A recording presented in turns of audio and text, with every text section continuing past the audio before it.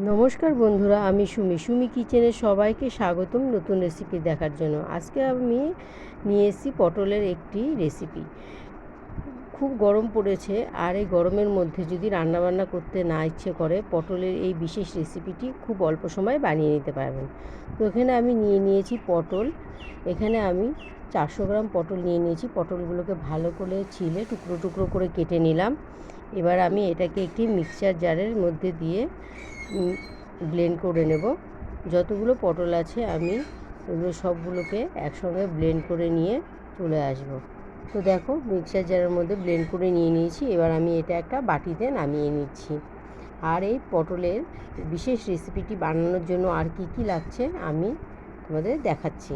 তো পটলটা তো মিক্সচার করে নিয়ে নিয়েছি, আর লাগছে কাঁচা লঙ্কা বাটা, আদা বাটা, রসুন বাটা আর পেঁয়াজ কুচি। তো এখানে একটা গ্যাসের পরে কড়াই বসিয়ে দিয়েছি। কড়াইটা গরম হয়ে গেছে। দিয়ে দেবো সর্ষের তেল। সর্ষের তেলটা পরিমাণ মতন দিতে হবে। আর দিয়ে দেবো কালো জিরে। তেলটা গরম হয়ে গেলে পরে একটু নেড়ে চেড়ে দিয়ে দেবো কালো জিরে হাফ স্পুন। কালো জিরেটা একটু ফোড়নে নেড়ে চেড়ে নিয়ে ওর মধ্যে দিয়ে দেবো গোটা শুকনো লঙ্কা।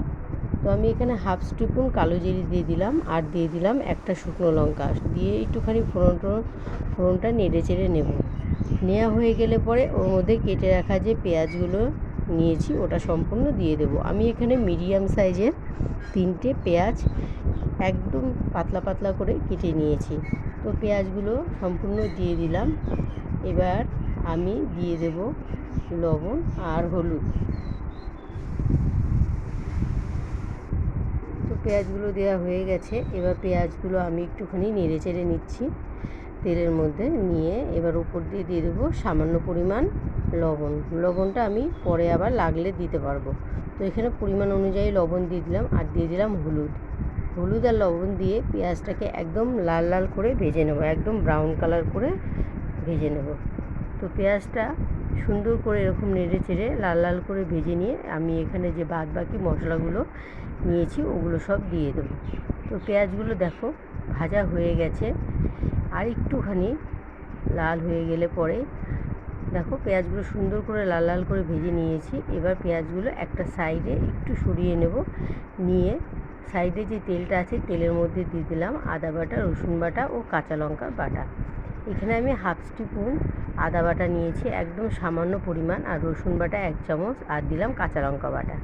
আর এদিকে আমি ব্লেন্ড করে রাখা পটলগুলো দিয়ে দিলাম। পটল দিয়ে এবার নেড়ে চেড়ে মশলাগুলোর সঙ্গে ভালো করে মিশিয়ে নেব।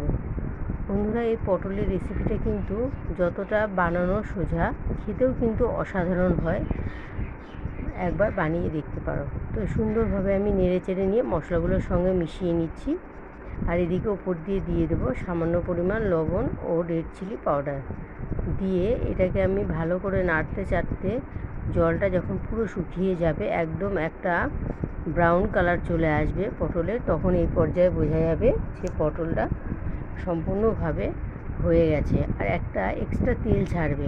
পটলটা লো মিডিয়ামে রেখেই এইভাবে ভাজতে হবে। আর ভাজতে ভাজতে দেখবে পটলটার কালারটা একদম চেঞ্জ হয়ে ব্রাউন কালার হয়ে যাবে।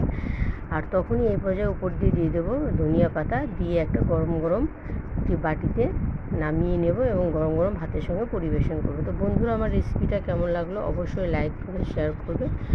আর আমার রেসিপিটা যদি ভালো লাগে অবশ্যই লাইক করবে, শেয়ার করবে। আমার চ্যানেলটাকে সাবস্ক্রাইব করে আমার পাশে থাকবে। আর আমার রেসিপিটা দেখার জন্য তোমাদের সবাইকে ধন্যবাদ।